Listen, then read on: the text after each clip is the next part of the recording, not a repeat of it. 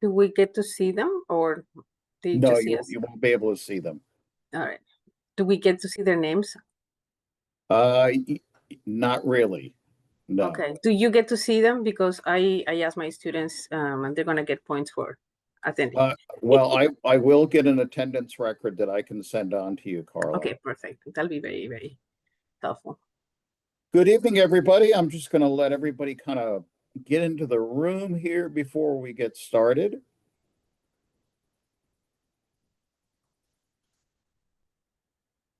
Hope you're all having a great evening. The time change here is kind of getting me. It's kind of dark.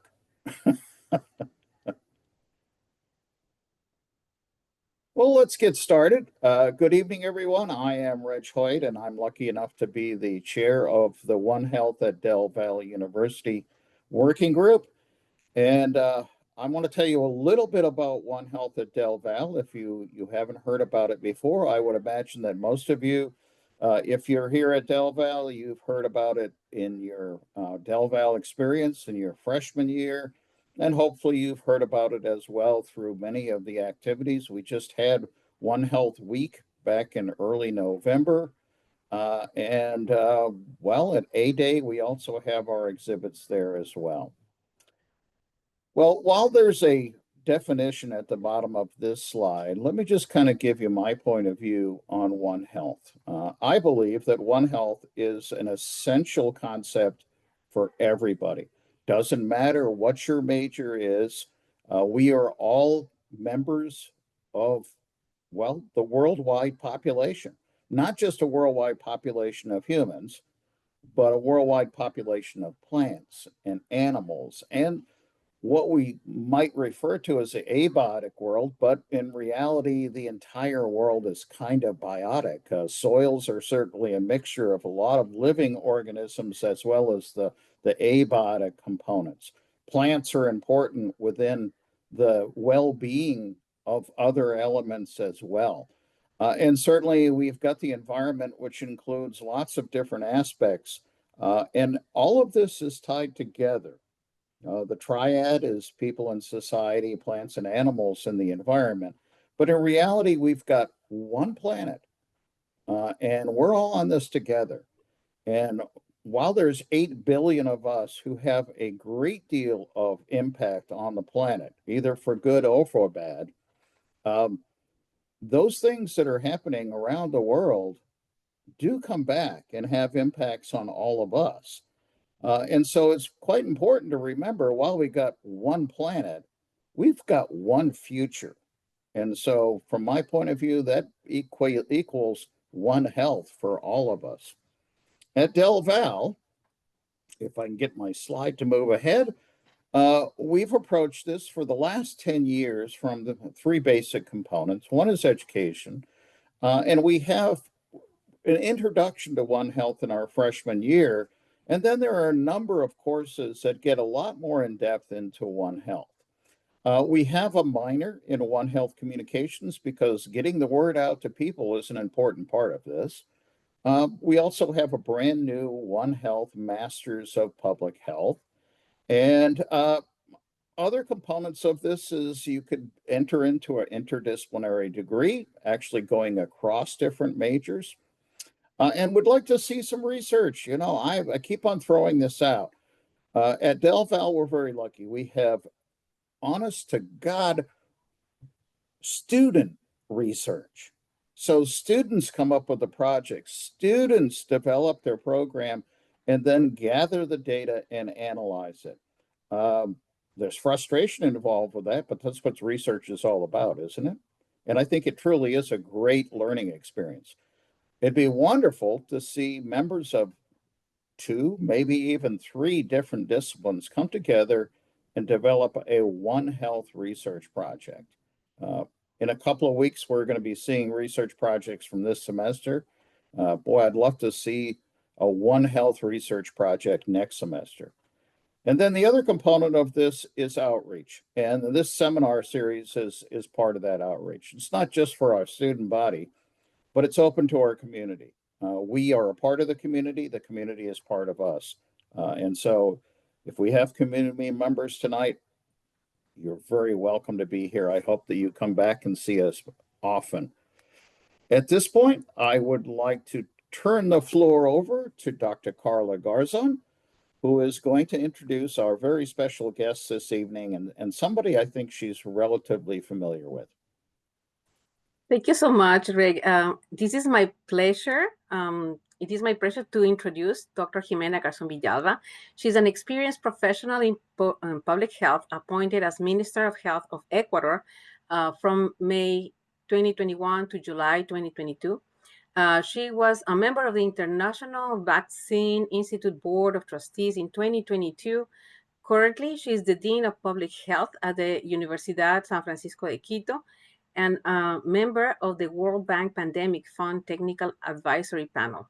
Dr. Garzon is a member of the Consortium of Universities for Global Health Board of Directors. Dr. Garzon-Villalba obtained her medical degree at the Universidad Central del Ecuador. She holds a PhD in public health with a concentration in occupational health and a postdoctorate in occupational health research and occupational epidemiology, both from the University of South Florida. Dr. Garzon has been professor for undergraduate and graduate programs in several Ecuadorian universities and U.S. universities. Her research work focuses on occupational heat stress, health system management, environmental health, and One Health. She has published several index journals. She was awarded the National Order for Merit in the rank of Grand Cross for leading the Plan Fenix, a comprehensive response to the COVID-19 pandemic, and for the design and implementation of the emblematic 9-100 vaccination plan, which reached 9 million fully vaccinated people, more than 50% of the population of Ecuador, before the 100th day of the beginning of her role as Minister of Health. Dr. Garzon-Villalba also headed up the development of the Plan Decenal de Salud del Ecuador, a holistic, interdisciplinary, and intersectoral plan designed to improve the public health of her country under the One Health approach. It is my great honor to introduce Dr. Garzon as not just as an Ecuadorian, but also as her younger sister. Thank you so much for accepting giving this talk, and I'm very proud of everything you have done. Thank you so much, Carla. Thank you so much, Reg, for the invitation. For me, it's a pleasure to be here today and to be able to share the experience of Ecuador tackling the pandemic, COVID-19. All right, so I'm going to begin. I'm going to share my presentation.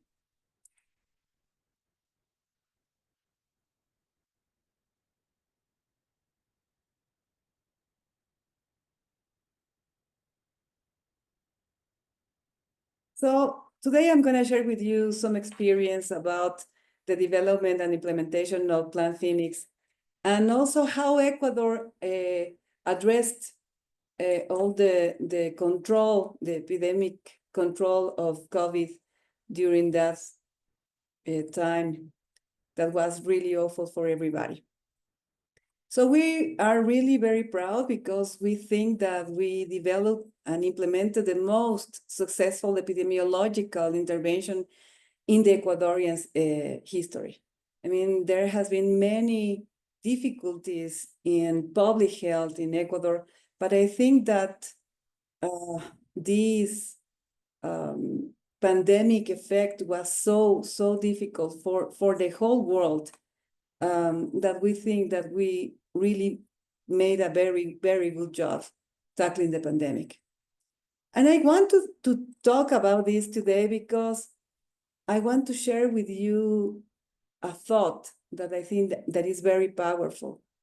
So if we just forget about what happened with the COVID pandemic, we're not going to be able to control it next time, and perhaps we're going to suffer the same, and we don't want to. So I want to share this thought of George Santayana. Those who cannot remember the past are condemned to repeat it. And we really don't want to repeat what happened with the pandemic. again in the whole world. So if I want to share, because perhaps this is not very known for you. Ecuador was in the world news, not because we did very well at the beginning of the pandemic. We did very, very bad. The pandemic arrived in March 2020, and the country was not prepared at all. The health system was very weak, extremely weak. We didn't have enough ICU beds. We didn't have respirators. We didn't have medicines. We didn't have anything to treat patients. We didn't have diagnosis, reactives to be able to know what was happening in the whole population. So it was very sad, and I want to share with you some news that were all world around, like Ecuador's death rates soars as fears grow over scale on coronavirus crisis. This is one title in one of the digital media. Another one here, for example, Ecuador coronavirus pandemic country profile, and here is how many deaths we had during the pandemic. Very, very bad. If we consider that Ecuador is a very tiny country with less than 18 million people, is like the size of Florida.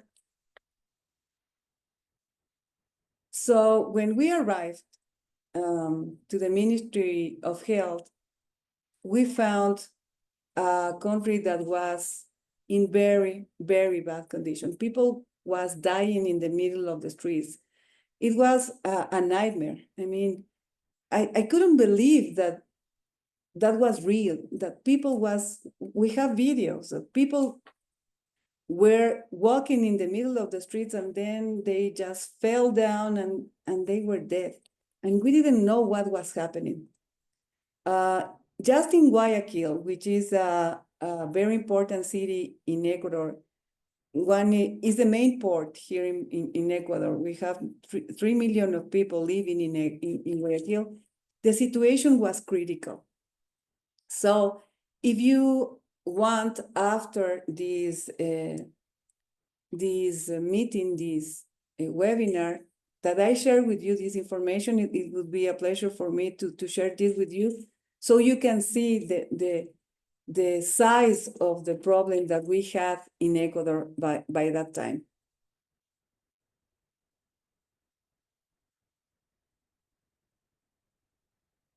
So, as I said before, the situation was very bad. We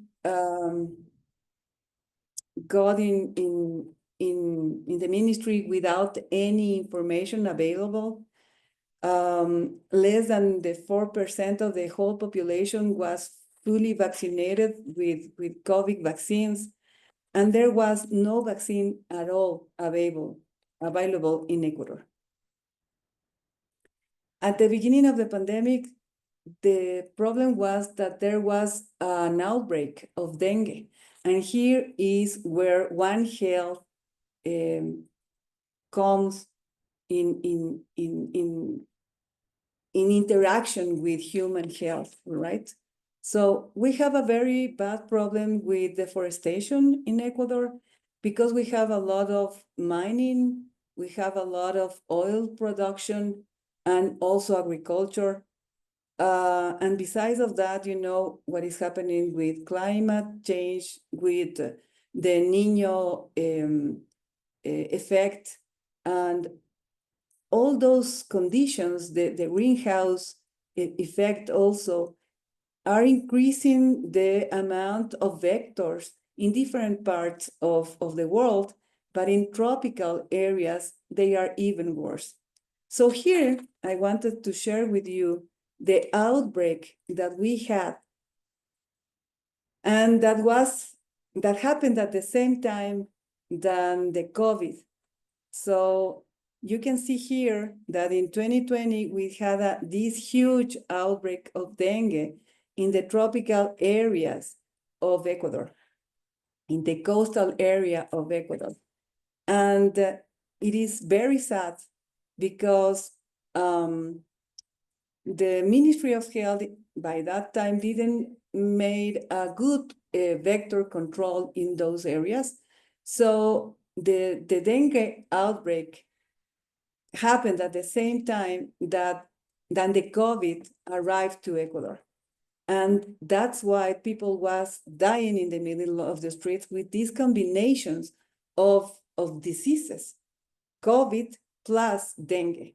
So both of them produces many effects inside of the arteries and in blood.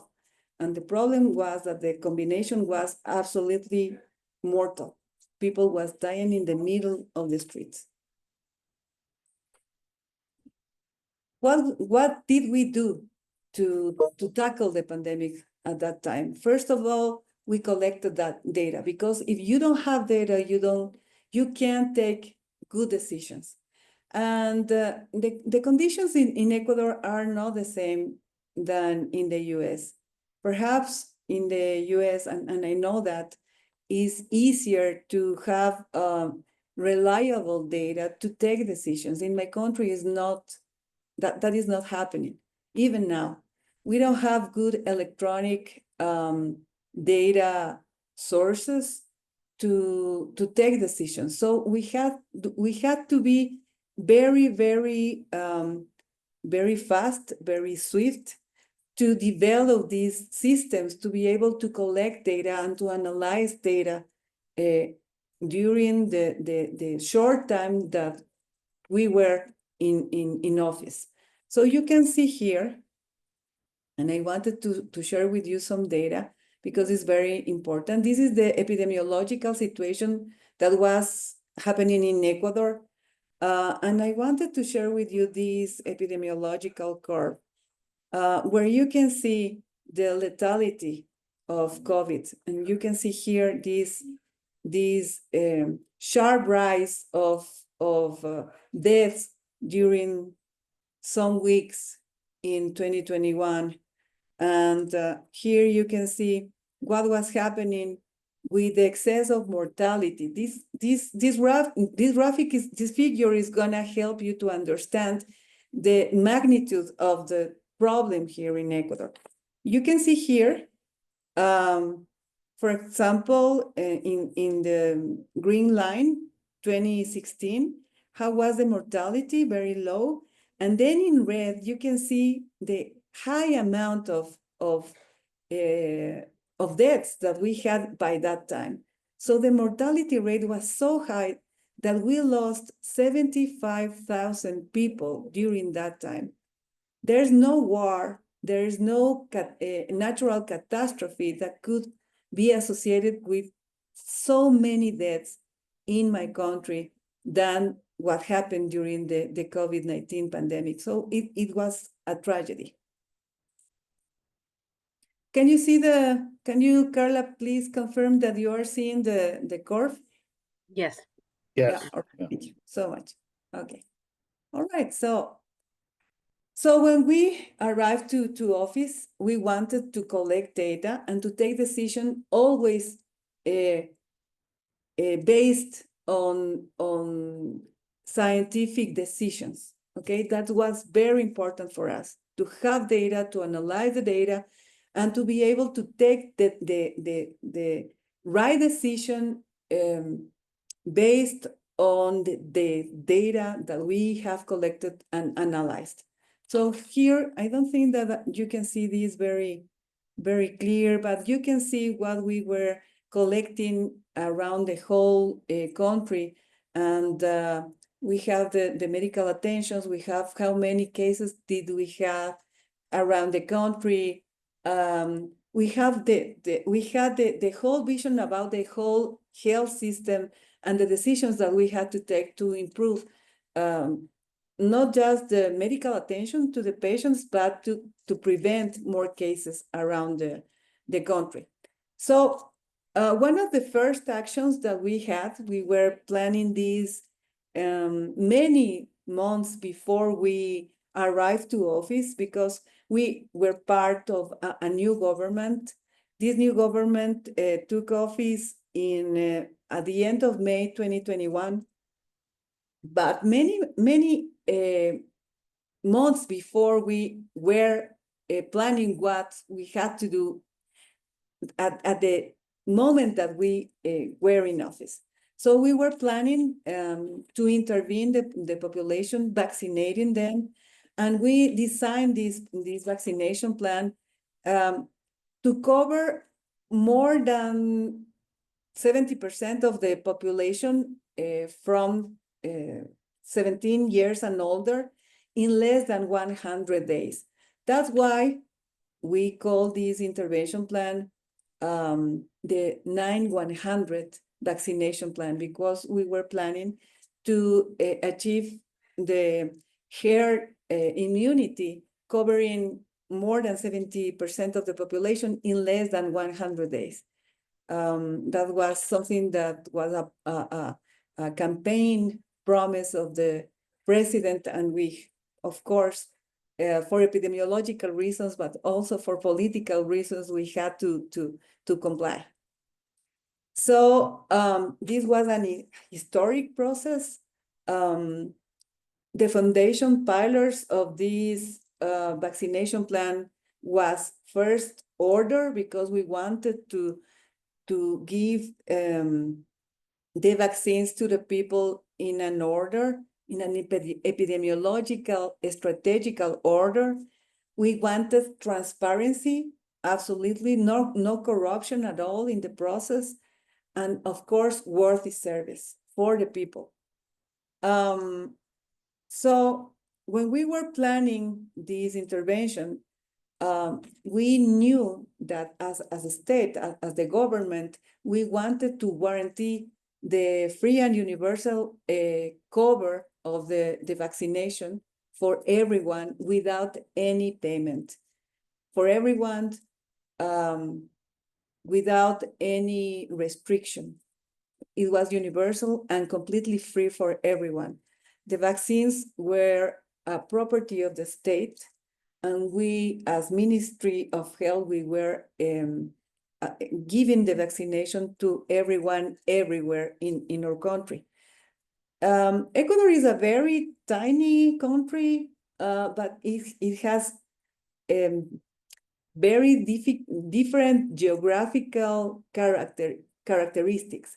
We have the coastal area, we have the mountains, very high mountains, and we have the Amazon jungle. So it was challenging to go to every place, everywhere. And also we have also the Galapagos Islands. So we have, in a very small area, many different geographic characteristics. Is also is something that we have to think about in a One Health point of view, because we have to be very careful, for example, with the manipulation of the vaccines, with the cold chain of the vaccine, because we had to keep them in a very good temperature conditions to prevent that they get ruined. So that's something that we also had to be very careful. And the population, the responsibility of the population was to receive the vaccine, to go to get the vaccine. Not so many people wanted to get the vaccines, but it was a responsibility for everybody. So we will be able to get out from the pandemic with the collaboration of everyone. We had some specific objectives, as you can see here. Here is the representation of the outbreaks of COVID everywhere in the world, in the whole world. And we were reading everything, and Carla was part also of this process, because she helped us to translate some documents that we got from China at the beginning and at the very beginning of the pandemic, to be able to know what to do with this novel, completely novel virus. And as you know, this virus mutate because of environmental conditions, because of this environmental weather change that the whole world is suffering. So we didn't know what to do at the beginning. And we were reading all the information that we were having from all around the world to take the best decisions. And we were analyzing why some countries were doing better than other countries tackling the pandemics and preventing the deaths and the severe cases. We wanted to test everyone to reduce community transmission. We wanted to apply these epidemiological strategies to prevent that the disease was going from one region to the other. And we wanted to cover more than 70% of the population with the vaccination to prevent the deaths and also the severity of cases that we were suffering by that time. We wanted also to strengthen the health system to be able to give medical attention to everyone.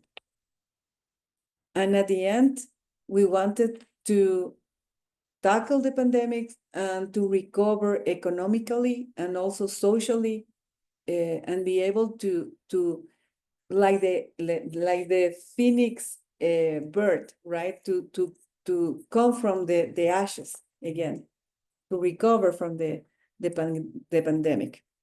So this vaccination plan was made very strategically to cover first the people was more vulnerable to the disease. So in the first phase, we were covering older people and also health workers that were treating the patients. In the second phase, we were trying to mitigate the social impact of the pandemic, and we were covering the next strata of patients, of population, people from 50 years old to 64 years old that were also very affected by the disease, and they were having these very complicated, very severe cases of COVID, and they were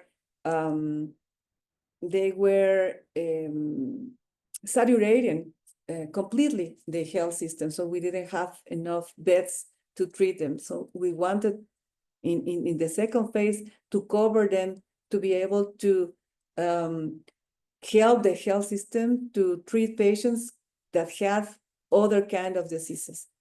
The third phase was to prevent the transmission of the disease in younger people. So we were covering the population from 16 years old to 49 years old. And then at the fourth phase, we were covering everybody who needed the second doses, the boost of the vaccine, and also all those people that didn't have for any reason the vaccine.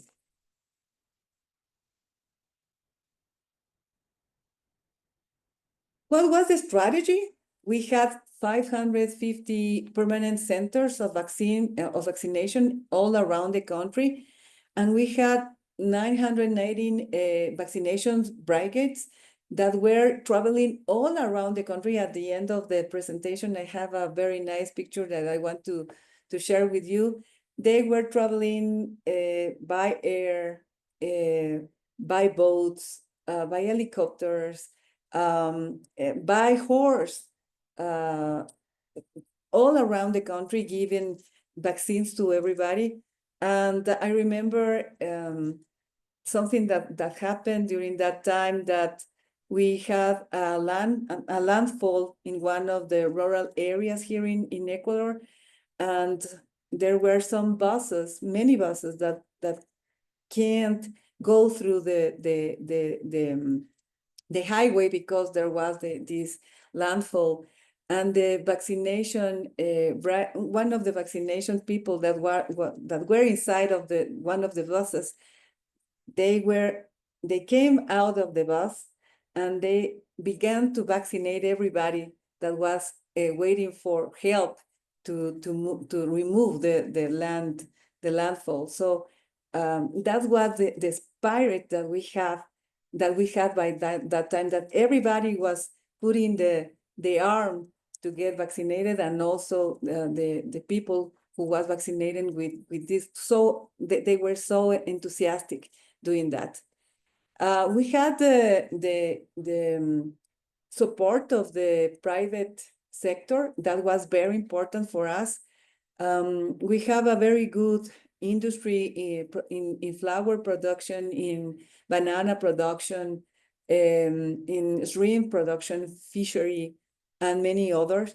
And everybody was also helping with the logistic of vaccination. They were helping us, helping the Ministry of Health with all the logistic, with the places, with chairs, with internet, with computers, with people that was registering all the vaccines that we were applying to everybody. We also had the contribution and the support of the universities, not just vaccinating, but also with people from the schools of medicine, from the nursing schools, helping us to vaccinate the people, but also with the logistics and to detecting new cases and doing the typification, the genotification. I don't know what is the word in English, to see with what kind of virus was traveling all around the country. So they were helping us to detect the virus and to determine what kind of virus was going all around the countries. And we had these community vaccinations. People were traveling all around, knocking the door and asking if there was someone who was lacking vaccines, and they were giving the vaccine to everybody. So it was a very nice experience, because we use stadiums, parking lots, soccer and volleyball fields. So everybody was helping, trying to get advantage to every place that we could to give vaccines to everybody.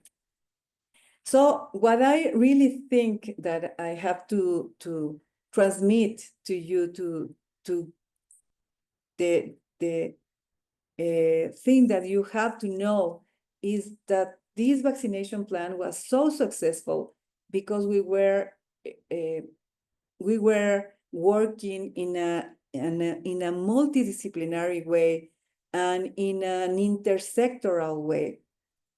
Everybody was working with us, the army forces, the local government, the police, the Red Cross.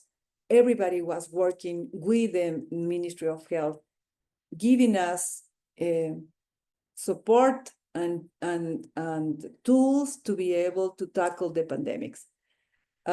We had these labs that were working with us to help us the diagnosis and the early detection of cases. And we had our NIH there with the universities that were working together to give us, as soon as possible, the results, to be able to take these epidemiological measures to tackle the pandemics in a local way, and to prevent that we have to be in a quarantine of the whole country again, which was very, very bad for economics in many places in the world. So what the early forces help us was to geo-reference it where we had these outbreaks in the whole country, all right? So you can see here an image where the red sites were the outbreaks. So what we did was to go with our brigades to vaccinate these people. And also we made this quarantine, but just in the place where we had the outbreaks, not in the whole country, but just in the place where we had more cases. And this was very good because what we wanted was to prevent the dispersion, the transmission of the virus to other places. So we were very, very effective with the quarantine of the person that had the disease, perhaps their families, their friends, and we were monitoring what was happening with that population. And after the time that we knew that the transmission was finished, we opened again that population to be able to recover the normal life. So we were so effective vaccinating that in the whole world, these bad news that we had before, it was completely the other face. We were one of the first countries to vaccinate our population, and we were in the news because we were very successful vaccinating. Just imagine that we had less than 18 million people in the whole country, including children. And back in just one day, we vaccinated 415,000 people in July 2021. And then we repeated that huge coverage, 417,000 people in August with the second doses of the vaccines. And whoever think that, oh, well, that's me, that because I wanted to communicate that the vaccination was safe and that was for everybody, and that we had this order for different stratas of age to prevent the disease. So I just want to, this is in Spanish, but I think that this is a very good example of communication that we have to have if we are doing public health. Hola, hoy les quiero presentar la página web oficial del Plan de Vacunación 900. Primero deben ingresar a www.salud.gov.es desde su computadora o celular al link Vacunómetro Ecuador, donde encontrarás el número de dosis aplicadas, el número de personas que recibieron la primera dosis, el número de personas que recibieron las 2 dosis y el número total de personas que han sido vacunadas.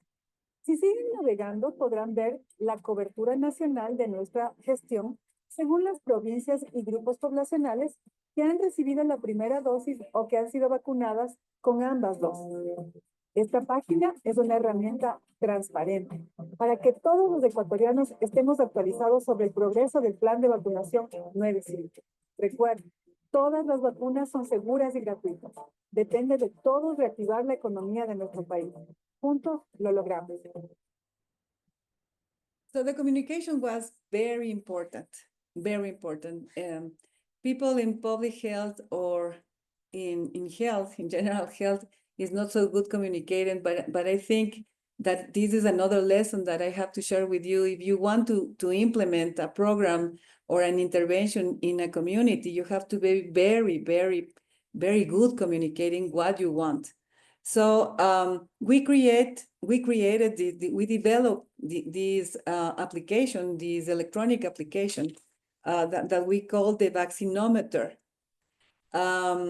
So anybody could go inside of that link, and they could see how many people we were vaccinating every day, which kind of vaccine, and what population we were covering, province by province, which age, and everything. I mean, all the information was available to everybody, because I think that the trust that you can generate in the population means that you have to share with them with completely transparent way the implementation of the program that you are doing in any kind of population. So that's something very important that you have to know.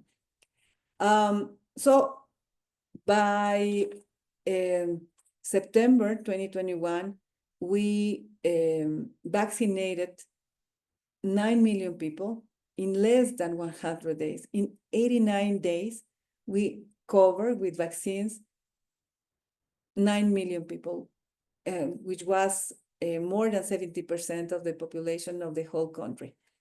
But we didn't want just to achieve that goal. We wanted to protect the people. We wanted to prevent them to die. And you know that if you make memory, during that time, we had other kind of variants of COVID that were very, very dangerous, like Delta. And at the end of the year, we had Omicron all world around, and I'm going to talk about that in the next slide. But we wanted to cover all the population to prevent more deaths and more complicated cases of COVID.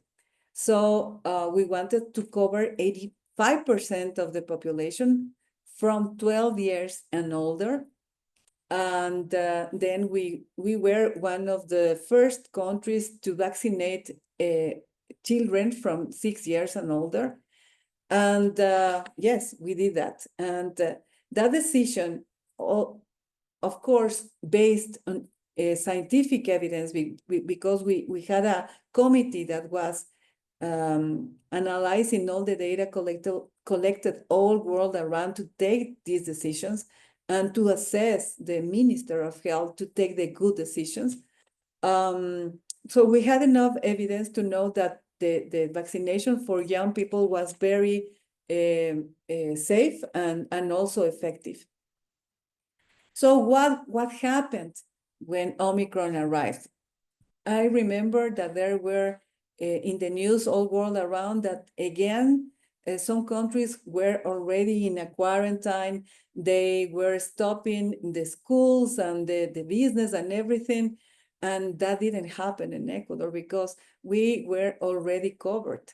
So you can see here how there's a drop in the curve, in the epidemiological curve of cases and also of mortality. So even though there was a huge transmission of Omicron in our population, the mortality was almost nothing because the population was protected by the vaccines. And now we have here, and I just wanted this to share with you, this is the natural history of the disease of COVID. So using this tool, we knew exactly how the transmission was done and how we had to implement the epidemiological plan to cover the people to prevent the transmission of the disease. So this is very important to know. And at the beginning of COVID, we didn't know, of course, because it was a novel virus. It was an emergent virus, an emergent disease, and we didn't know how to treat it or how to prevent the transmission. But in 2021, we already knew the history of the disease, and we already knew how to use this information to make and to implement our epidemiological plan.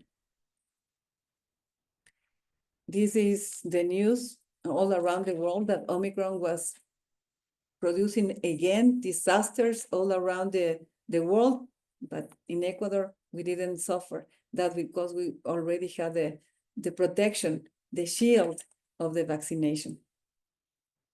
And this is another curve that I wanted to share with you. You can see here the cases and the deaths associated with COVID. There was a dramatic drop of cases and also deaths. And this is the photo that I wanted to share with you, the picture that I wanted to share with you, because we were doing this amazing job all around the country in the Amazonic jungle with the people that lives there, and they are not used to being in contact with other people from other parts of the country, and we were there vaccinating them. And the Ministry of Health workers were so good doing their job, and they were traveling, as I said before, in boats, using airplanes, riding horses. I mean, the work was so hard, and I think that's the valuable thing here, because everybody was doing their best to tackle the pandemic in Ecuador. And we really made it. We did it. So that's my presentation for today, and I am open for any question. Great presentation. We have actually several questions here. And Carla, would you like to read them, or would you rather that I read them? We can take turns if you want to. I can do it. Okay, go ahead. So the first question is, what do you think Ecuador can do to give people more access to vaccines the next time? Well, we are currently working with the region, with Latin America and Caribbean region, to be able to develop a system to have a better access to vaccines next time. Perhaps to produce those vaccines here in the region, in one of the countries that already have the capacity to produce vaccines, or to buy vaccines, but not just for one country, but for the whole region. There's I think a related question. I'm gonna jump ahead. Have you heard of vaccines being administered through vegetables? And do you think that would be an option for something like COVID? I really don't know if COVID vaccines are gonna be able to have that kind of procedure. Really, I really I really don't know, because I haven't heard about it, but it could be a good idea. I mean, I have to know more about it to be able to know if it is possible or not. Yeah, I think depends on the nature of the vaccine. All right, let's say another one. I mean, for example, poliomyelitis, I know that we can give it by oral way, but I think that they were, at the beginning of the pandemic, they were trying to develop a kind of vaccine to be given by oral way, but I really don't know if it worked or not. Right, so what happened to the school system in Ecuador? For me, in New York, in high school, during COVID, I did my school through Zoom and homework on Google Classroom, but because Ecuador has low technology, what did you guys do? It happens the same here in Ecuador. Schools were closed until August 2022, when the teachers and most of the students were covered by the vaccines. But we have a very good internet system in Ecuador. I mean, the people who had access to internet and computers were able to have classes through internet. but you know, always poor people in the rural areas, they had internet, but they were trying to have classes with their phones, and that was very difficult, very challenging for them. So I remember that the Minister of Education during my time, they were developing centers of with computers and internet access for poor people. But you know that the gap of learning during that time, I think that is something that we have to face, that has been very challenging for everybody. Yeah. Okay. Another question is were the citizens of Ecuador hesitant about taking the vaccine since it was new to not just them but the entire world? Well, the reality of Ecuador is kind of different than the US. Ecuadorian people is very used to have vaccines since we are born. So it's frequent and usual and normal for us to get vaccines first of all. And second of all, we were witness of this disaster that was happening in the whole country, where the people was dying in the middle of the streets. We have thousands of corpses in the middle of the streets, also in the hospitals. So the emergency rooms were completely, I mean, they were not able to give medical attention to anybody because they were full, completely packed. So people was really, they felt the need to get the vaccines. So we had these lines of thousands of people in the vaccination centers waiting for their vaccines. That's why we had the vaccines, because we had, we call the diplomacy of vaccines, where the president by himself was trying to buy vaccines, government to government. I mean, there was not intermediary in the transactions of the vaccines. So yeah, people was very eager to have the vaccines. Yeah. Thanks. Do you guys in Ecuador still give people booster vaccines to stop the speed of the COVID variants that are popping up in the world? We have 3 boosters of vaccines when I was Minister of Health. But I think after 2022, the Ministry of Health is just giving boosters to older people, to 65 years old and older. Yes. Mm-hmm. Which is the same that's happening now in general. Was there any pushback from science deniers about the vaccination strategy? Here in the US, there is a small portion of the population that do not believe in vaccines. Was this a problem in Ecuador? And if so, is it still a problem after the implementation of the vaccination strategy? Yes, we have a very small part of the population. I think that perhaps 1% or 2% of the population against vaccination. And yeah, I mean, they didn't want to have the vaccine. There's people who didn't have the vaccine at all. But I think that there was not a problem during the implementation of the plan. Mm-hmm. I think that's all the questions we have. Greg, do you have any questions? I always have questions. Which is good. So I believe I saw this correctly, but in one of your earlier graphs, you were showing kind of the spike of deaths being somewhere around April or May of the 2020, and then a much smaller peak still around April or May in 2021. Is that correct? Yes, that's right. Is that a seasonal thing, or was there something else? No, because COVID was not seasonal by that time. The problem is that we, as any other Hispanic country, we have this celebration in Holy Week.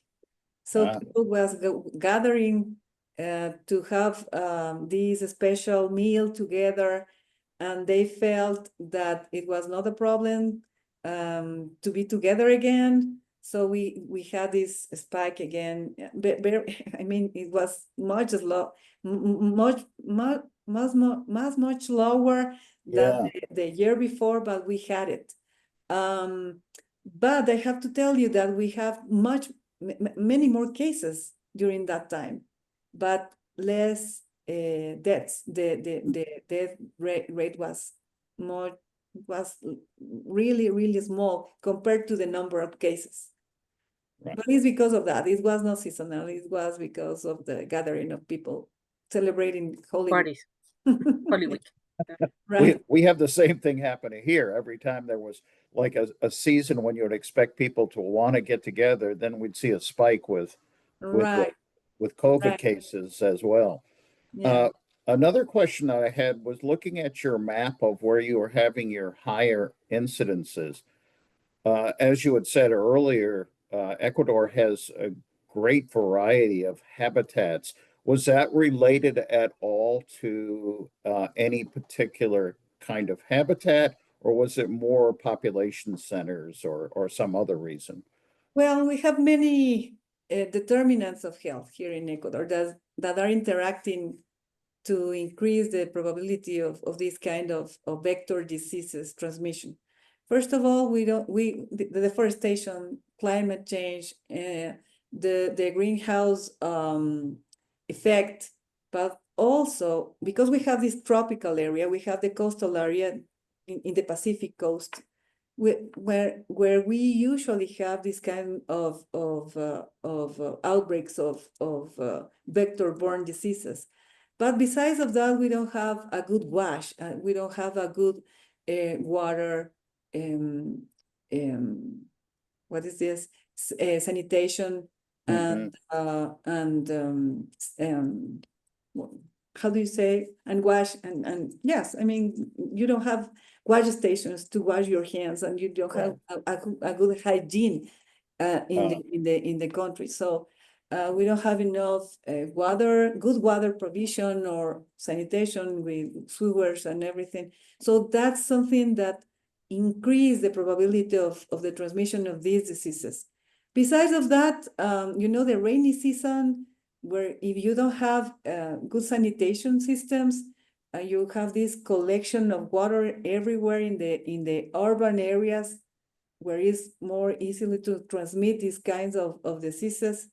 And in some part of the rural areas, they don't have safe water, and they are collecting rainy water to drink it. So they have these open barrels or whatever they are using to collect rainy water, and in that stained water, the vectors just grow. So that's the problem. The mosquito, mosquitoes are the biggest problem. That's the problem. So there are different the garbage also. The garbage collection is no good in some areas of Ecuador. So all these determinants of health are interacting, and that's why we have this kind of outbreaks. But the problem is that the Ministry of Health that is already aware of what is happening in the whole country. We have to control vectors. So that's something that we also did when we just get in office. So we control vectors with vector control in every area, teaching people how to collect and to storage the water properly, how to manage the garbage. I mean, we were doing a very aggressive education program for the population to, besides of controlling COVID, controlling also dengue. Yeah, that must have been quite a challenge with both dengue and COVID at the same time. Right. Well, we have reached our time of 7 p.m. And Ximena, I want to personally thank you so much for a great presentation I think, you know, it's been important for me, and I think probably important for many of our students to you know, we had our own experiences with COVID, but it's really important to see what other people's experiences were. And I think that Ecuador and you did an incredible job of dealing with a very difficult time, and I certainly applaud you for that. Thank you so much, Reg. And thank you for the invitation. It was great to share with you my experience in a real case that was so good. I mean, the Yeah. experience was great. Well, and Dr. Garzon, Carla Garzon, thank you so much for being with us this evening as well. It's great to have a sister team. Thank you. I always say I am the underachiever and follow up on look up to my sister. Thank you so much for your invitation. It was very, very, very nice for me to participate today too. Thank you so much, and thank you everybody for joining us this evening. I hope that everybody has a great rest of their evening. Good night now. Good night, everybody. Bye-bye. Thank you.